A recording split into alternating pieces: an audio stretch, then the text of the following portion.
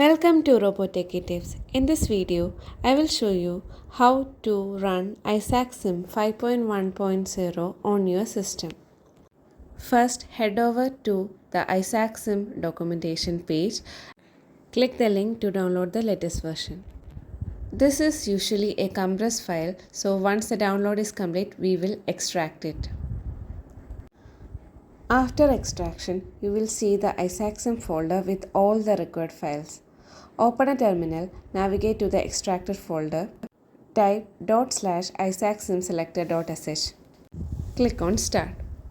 Now you will be able to see ISAC 5.1.0. Let's add some mesh to the stage using this option. Make sure you have minimum requirements and also make sure that your GPU drivers are properly installed. Your machine should be RTX. Thanks for watching. See you in the next one.